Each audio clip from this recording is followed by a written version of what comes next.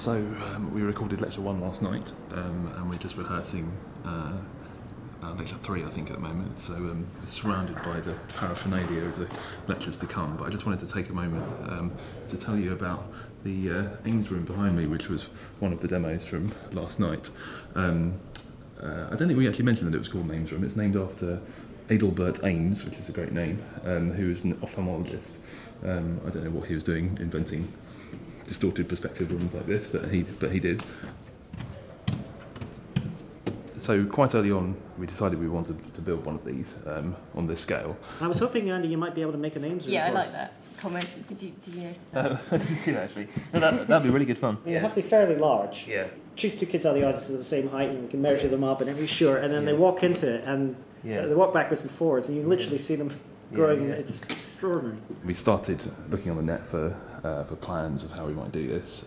Downloaded a couple which seemed not particularly good, so we thought we'd do all the calculations ourselves and work out exactly how to go about building this. So that manifested itself in a fairly complicated spreadsheet, which gave rise to prototype 1, which is here.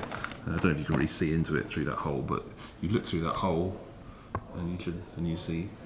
If I look through, I can just about see a room. So this gave me confidence that we could make something roughly right. So the next stage was to build a slightly more serious scale model of what we wanted to build, roughly a 1/10 scale of the main. Once we'd made this, I was pretty confident that we could make the real thing and make it look good.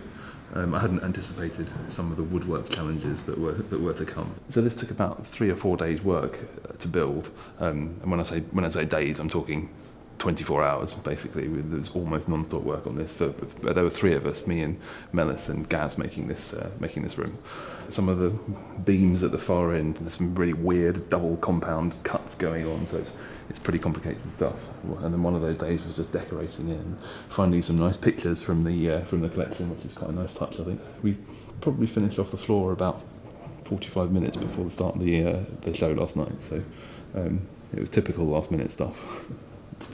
It was really great to see it work as well as it did on camera last night. It was really fantastic.